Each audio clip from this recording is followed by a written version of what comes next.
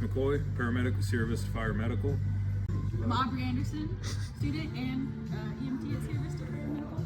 And we're here today to talk to you about the Zoll ventilator. We're going to go over how simple it is to use today. Alright guys, so we're going to start by turning on our vent here.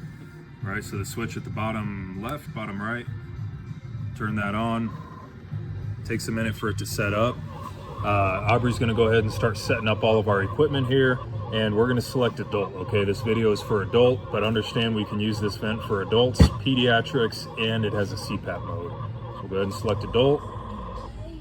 Now we'll watch Aubrey. We have 3 tubes. They're all kind of color coded. The clear one goes to the silver, the green goes to the green, and then this will go to your patient. And then we'll hook up the oxygen to this one.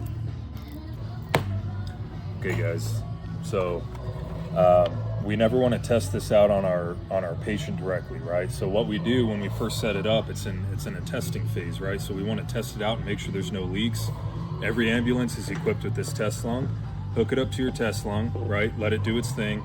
Make sure there's no alarms. So if there's a leak in the circuit, it's going to tell you. See our test lung inflating.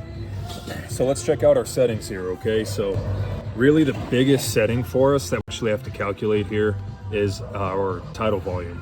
Okay, so volume to be infused, it goes off of ideal body weight, okay, which goes off of height. So this chart's very easy to read. Choose their height, and then it'll tell you exactly how much air to give. Okay, so we want it between 4 and 8 milliliters per kilogram. If you just follow this chart, let's say we have a patient that's 5'7", and we want to give them tidal volume of 4. Looks like we're giving 260 ml. And all you would do is plug that into your tidal volume. You're good to go. FiO2 is just how much oxygen they're getting, okay? So you can start on room air before you plug this in, if you need to, but once this is plugged in, oxygen turned on, let's go ahead and turn that FiO2 up to 100. Hit your green check mark to save a setting. Anything with a solid outline, we can change. Okay, anything that's filled solid, we can change. Anything with an outline is not something we can change, okay? That's a result of the settings that we've set. So for example, your PIP is something you cannot change. Anything on the right side here though is your high and low alarms. So for our PEEP, our high and low alarms right now are 35 and 10. That's actually what keeps going off on us because our PEEP is set to 5. So in this example, let's say we set our PEEP up to 10, that alarm should no longer be a problem. Tidal volume, right? So let's say we were doing our 5'7" patient and we needed 260. You just click this button down to 260 and you should notice a marked change on their lung capacity there.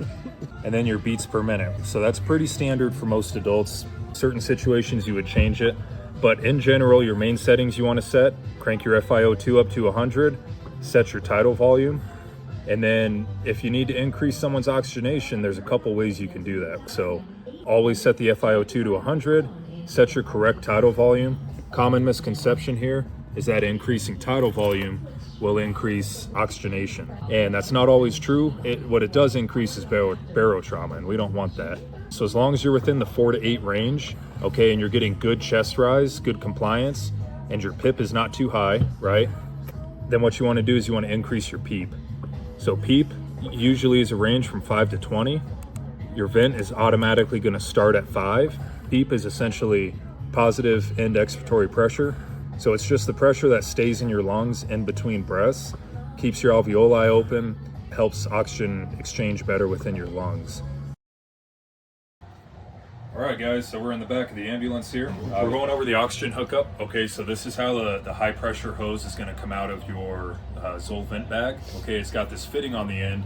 It's a quick connect oxygen fitting, all right, and it's for high pressure. So we just want to go over how to connect it. So common misconception, right? You see this oxygen tree, you can spin this guy off. Well, why can't I hook this up to here, right? So the obvious issue, this is a low pressure regulator, right? So it only allows up to 15 liters through it. Well, we want all the oxygen, right? We want our tube connected straight into the wall. And so the way we do that is by popping this guy off, right? So twist to the right, pop straight off. Take our new fitting, right? You want your wings on the side, up and down. Plug straight in. So that gives you unmetered flow straight from the bottle. You can get as much oxygen as the Zoll Vent needs.